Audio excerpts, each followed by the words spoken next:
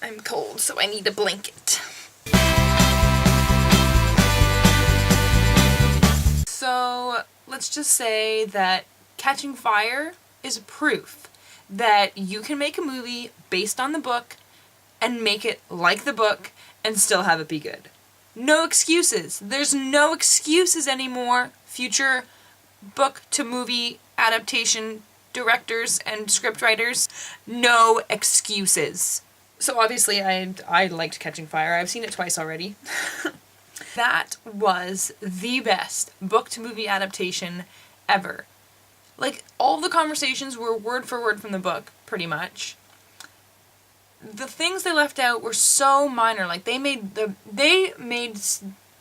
perfect choices on which parts to take out and which parts to leave in, and they did such a good job at covering up some things that were left out of the first book and having them be having to be explained differently in the second book in order to keep those parts in. They did a really good job with that. The acting was phenomenal. The characters were all spot on.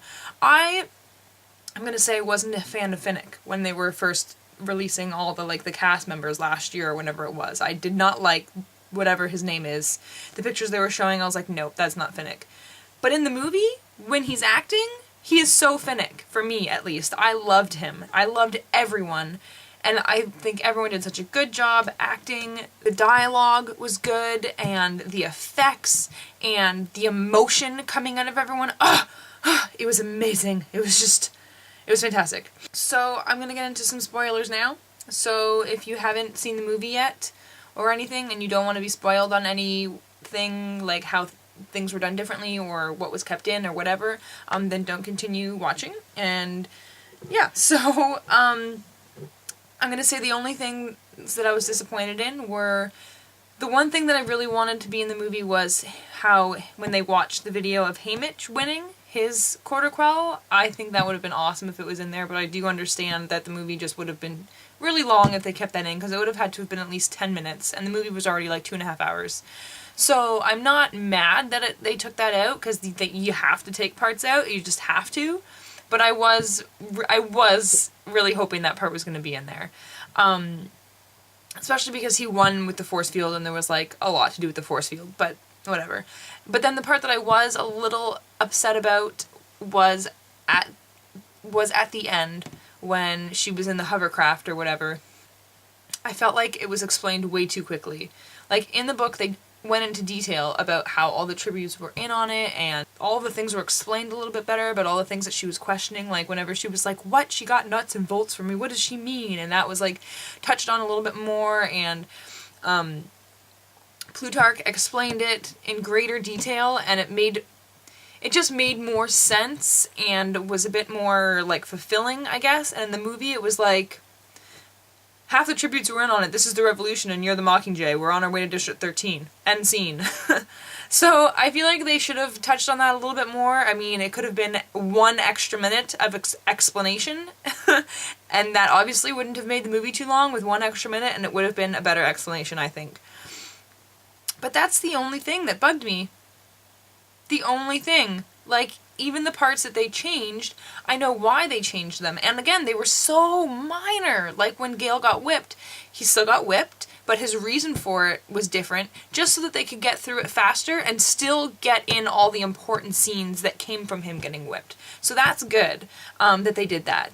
Oh, and how, when Gale kissed her was on a different day, and how she saw the video of it, but these are all such minor things. Like, they're so minor, and you can tell the reasons they were changed were so that they could still keep these important details in the book. They just needed faster ways of getting through them. And they were able to do that and still keep it genuine and emotional.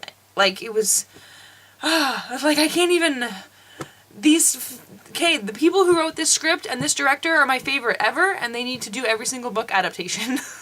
In the first movie, Peeta didn't get his leg amputated, and I was thinking, I wonder how they're gonna do that in the second movie, because they can't just randomly make his leg amputated when it didn't happen in the first movie. Just because there was a little bit of talk about it, like how he was getting used to walking on it, which obviously they would just leave that out. But then, like in the arena, he kept tripping on things because his leg got caught on things because he couldn't feel it and he was still getting used to it. And when they were doing the lightning tree thing, in the book, Beetie's reason for not letting him go with Katniss and Joanna was because of his leg, and he was going to slow them down, and he wasn't good on his leg, and he was just going to trip and ruin everything. And he was like, oh, I guess you're right. And I was like, I wonder how they're going to get around that. Like, what's going to be his reason for not going?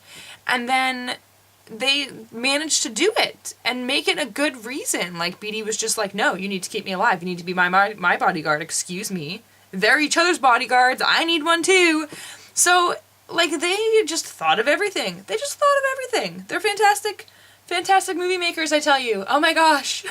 I loved everyone. Effie and Cinna and Haymitch, everyone. I just loved everyone. Oh my gosh, and Gale, I'm all over the place, I'm sorry. When they brought him in to Katniss's house and put him on the table, and he was like just wailing out in pain. Like, I just felt so bad for him. And normally I didn't feel that bad for him. Like when Katniss is like, no, Peeta all the way, later on in the book and such. I never felt bad for him. I was like, yeah, that's right, Peeta all the way. But in the movie I felt bad for him because he was so good at acting. And he was such, like, he was this whole person in love and in pain. And poor Gale. I still am Team Peeta, but like, they all tugged on my heartstrings. All of them. It was fantastic. I can't even express my words properly because I'm in love with it and I want to see it again. Like, that's the only movie I want to see in theaters. Except, no, I'm seeing The Book Thief this weekend, but I'm so excited for it to come out on Blu-ray so I can watch it all the time. Seriously, hands down, best book to movie adaptation ever. So that's my favorite combo now. Catching Fire is my favorite book and movie that are like the book and the movie are the same. Awesome job, awesome movie, awesome acting, awesome characters, awesome set, everything. So good. So good. I can't even.